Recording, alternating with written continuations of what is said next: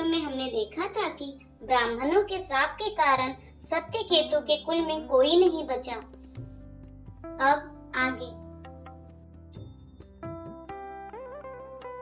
भरद्वाज सुनो जाहि जब होय विधाता बाम, धूरी मेरु सम जनक जम, ताहि ब्याल समदाम, सियावर रामचंद्र की जय। याज्ञवल्क्य जी कहते हैं, हे भरद्वाज सुनो, विधाता जब जिसके विपरीत होते हैं तब उसके लिए धूल सुमेरु पर्वत के समान भारी और कुचल डालने वाली, पिता यम के समान काल रूप और रस्सी सांप के समान काट खाने वाली हो जाती है।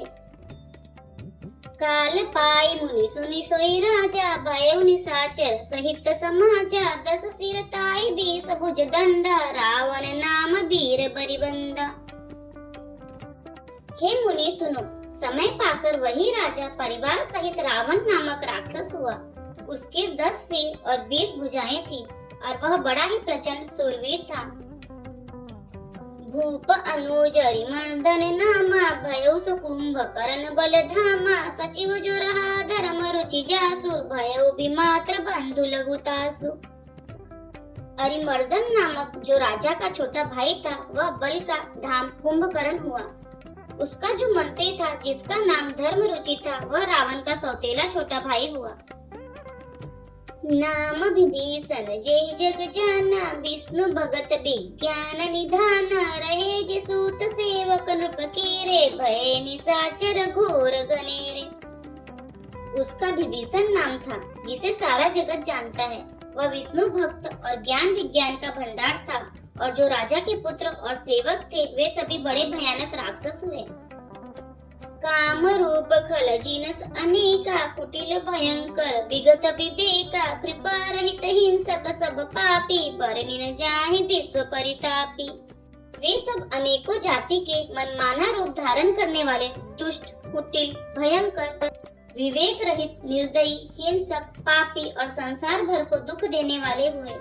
उनका वर्णन नहीं हो सकता। उपजे जतपि पुलस्त्य कुल, पावन अमल अनूप, तदपि मही सुर श्राप बस, भय सकल अगरूप, सियावर रामचंद्र की जय। यद्यपि वे पुलस्त्य ऋषि के पवित्र, निर्मल और अनुपम कुल में उत्पन्न हुए, तथापि ब्राह्मणों के शाप के कारण वे सब पाप रूप हुए। कीन्ह विविध तप दीन हो भाई, परम उग्र नहीं बरनि सुजाई, गयो निकट तप देखि विधाता, मांगो बर प्रसन्न में ताता। तीनों भाइयों ने अनेकों प्रकार की बड़ी ही कठिन तपस्या की जिसका वर्णन नहीं हो सकता।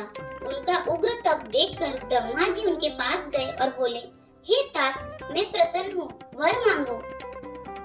करि बिनती पद गहि 10 सीसा, बोले बचन सुनहु जगदीसा, हम काहू के मरहि न मारे, बानर मनुज जाति दुई बारे।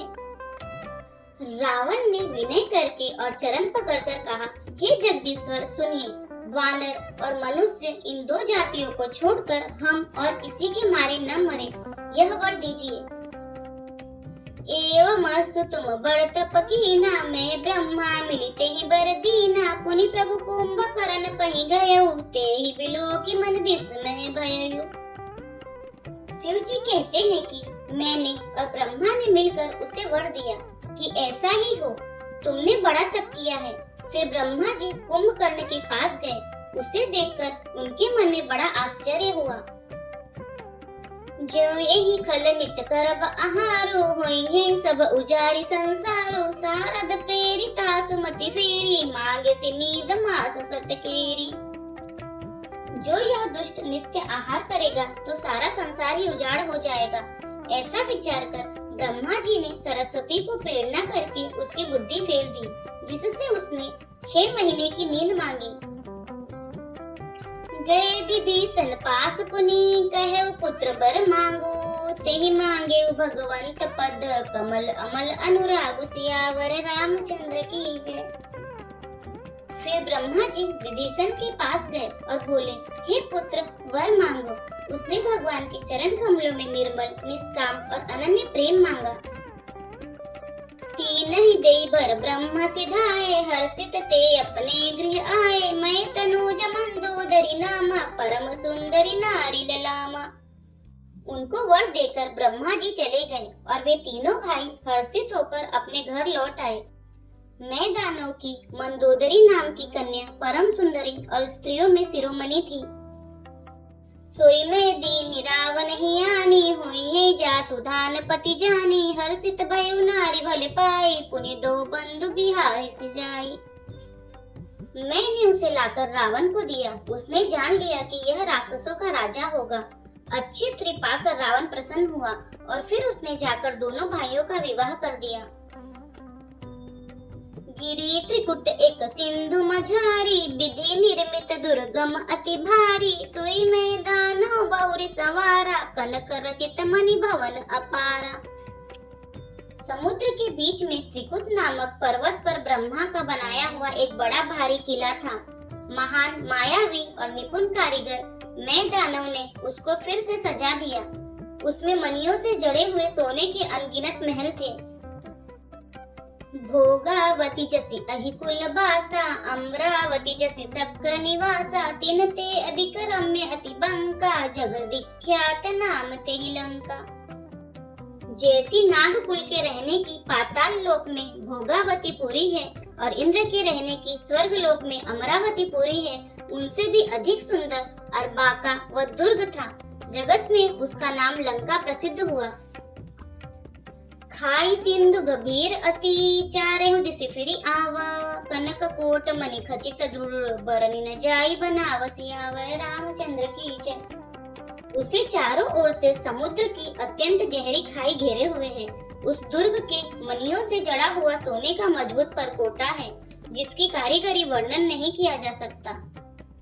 हरि प्रेरित जहि कल्प जोई, जातु धानपति होई। सुर प्रतापी अतुल बल, दल समेत बस सोई। सियावर रामचंद्र की जय। भगवान की प्रेरणा से जिस कल्प में जो राक्षसों का राजा रावण होता है, वही सूर प्रतापी अतुलित बलवान अपनी सेना सहित उस पुरी में बसता है।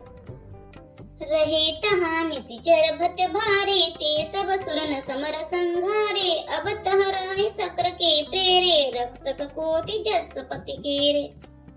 पहले वहाँ बड़े बड़े योद्धा राक्षस रहते थे। देवताओं ने उन सबको युद्ध में मार डाला। अब इंद्र की प्रेरणा से वहाँ कुबेर के 1 करोड़ रक्षक यक्ष लोग रहते हैं।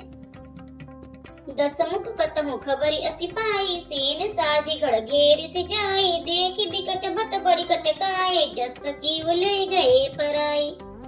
रावण को कहीं ऐसी खबर मिली, तब उसने सेना सजाकर किले को जा घेरा। उस बड़े विकट योद्धा और उसकी बड़ी सेना को देखकर यक्ष अपने प्राण लेकर भाग गए। फिर सब नगर दसानन देखा, गयो सोच सुख भयो विशेषा। सुंदर सहज अगम अनुमानी, कीनी तहाँ रावण रजधानी। तब रावण ने घूम फिरकर सारा नगर देखा। उसकी स्थान संबंधी चिंता मिट गई और उसे बहुत ही सुख हुआ।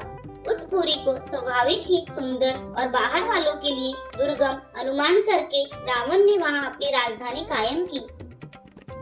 जेहि जस जोग बाट गृह दीने, सुखी सकल रजनी चर कीने। एक बार कुबेर पर धावा, पुष्पक जान जीति लय आवा।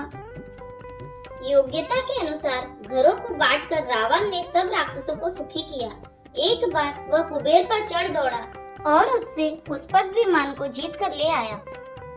कौतुक कहीं कैलाश पुनि, लेन सी जाई उठाई। मनहु तौली निज बाहुबल, चला बहुत सुख पाए। सियावर रामचंद्र की जय।